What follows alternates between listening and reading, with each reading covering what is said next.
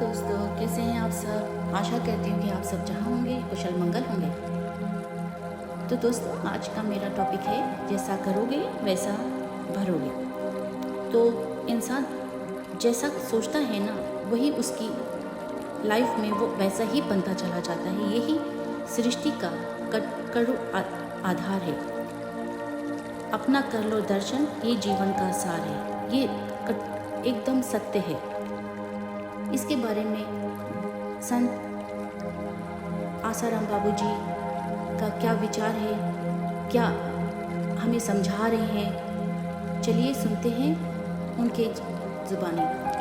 लेकिन उससे पहले मैं एक बात आप सबसे कहना चाहती हूँ कि आप अगर मेरे इस चैनल पे नए हैं तो लाइक, शेयर एंड सब्सक्राइब ज़रूर कर लेना और बेल आइकन को ज़रूर दबा देना, जिससे मेरे आने वाली नई वीडियो आप तक पहुँच सके।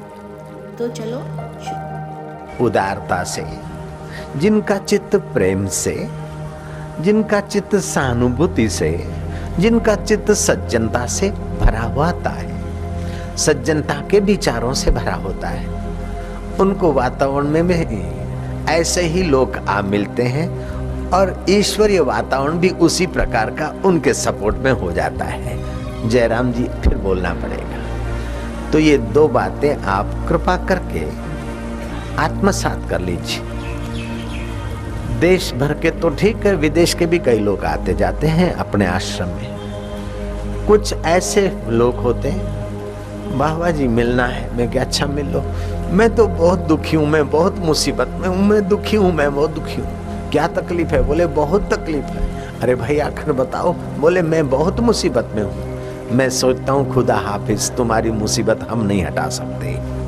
जयराम जी की जो सोचता है मैं मुसीबत में हूँ, रट लगा रहा है। भाई क्या तकलीफ है? बोले बहुत मुसीबत है। अरे क्या मुसीबत है? बोले बहुत तकलीफ है, बहुत मुसीबत है। जो मुसीबत का चिंतन करता है, मुसीबतें उसके वहां होम डिलीवरी होने लगती है। जयराम जी फिर से बोलना पड़ेगा। और जो खुशियों का चिंतन करता है, जो माधुर्य का चिंतन करता है, जो पूरे हैं वे मर्द जो हर हाल में खुश हैं। मिला अगर माल तो उस माल में खुश हैं, हो गए बेहाल तो उस हाल में खुश हैं। कभी ओढ़े टाट तो कभी बाट में खुश हैं। पूरे हैं वे मर्द जो हर हाल में खुश हैं। ऐसे उन्नत विचार वाले को न चाहने पर भी उन्नति के कण, उन्नति के आंदोलन और उन्नति के अधिष्ठाता आ मिलते। उन्नति के अधिष्ठाता आ मिलते। और जो घृणा और नफरत के विचार करता है, उसको फिर वातावरण में से और अपने चित्त में से वही कचरा आ मिलता है। जिसके मन में खटक है वही अटक रहा, जिसके मन में खटक नहीं उसको अटक कहां। मैं बचपन में तीसरी क्लास में पढ़ता था, तब की एक पाठ्य पुस्तक की बात मुझे बहुत प्यारी लगी, अभी तक याद है। दो मित्र थे, एक सदा सुखी और दूसरा सदा दुखी। हेडिंग था सदा सुखी। दोनों साथ में पढ़े और जब बड़े हुए तो अपना अपना व्यवसाय। सदा दुखी रहने वाला, दुख के विचार करने वाला व्यापारी था और सुख के विचार करने वाला इंजन ड्राइवर था। दोनों मिलते थे। वो दुखड़ा रोता था कि क्या करें, धंधा तो ठीक चलता है लेकिन बही खाते लिखने पड़ते हैं, क्या करें।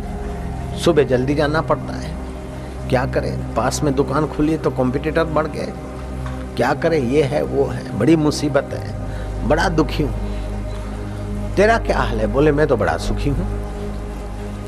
बोले क्या सुखी है? कभी रात को 12 बजे ड्यूटी लग जाती तेरी, कभी सुबह 6 बजे, कभी रात को 9 बजे, तो कभी दिन को दोपहर को 2 बजे। तेरे इंजन ड्राइवर की ड्यूटी का कोई ठिकाना नहीं, खाने का ठिकाना नहीं, सोने का ठिकाना नहीं, बैठने का ठिकाना नहीं, मिलने का ठिकाना नहीं। तू कब कहाँ घूमता फिरता है? तेरी जिंदगी तो एकदम बेकार है। बोले नहीं यार, बड़ी मजे की जिंदगी। बोले कैसे मजे की जिंदगी? काली डाकण के बीच रहना पड़ता है तुझे, इंजन के बीच। बॉयलर तपता होगा, आग दिन रात आग उगलने वाले बॉयलर।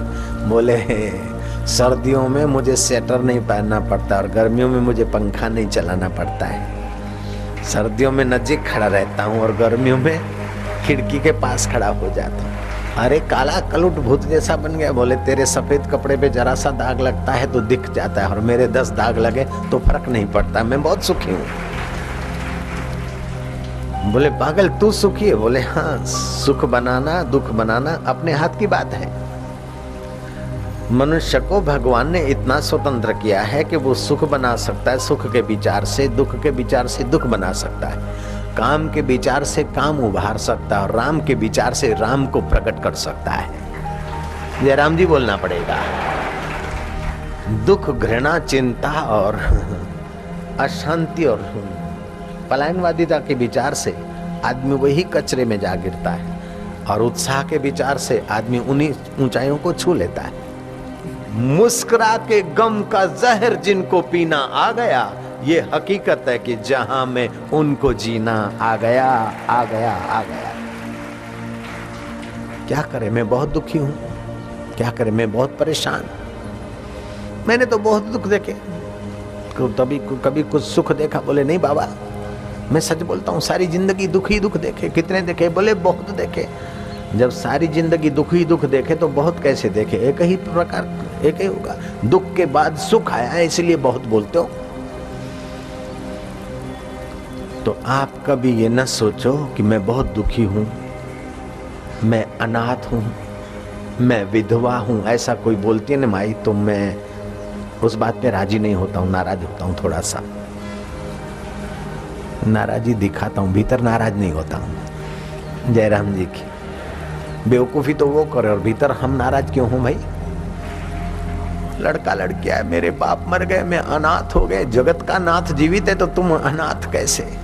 बाहर से भले थोड़ी असुविधा हो गई, बाहर से भले कह दो कि भाई पतिदेव चले गए, शरीर विधवा हो गया, लेकिन तुम अपने आत्मा को इतना नीचे न गिराओ। पूज्य बापूजी के जीवन उपदेशों और योग लीलाओं पर आधारित आध्यात्मिक मासिक वीडियो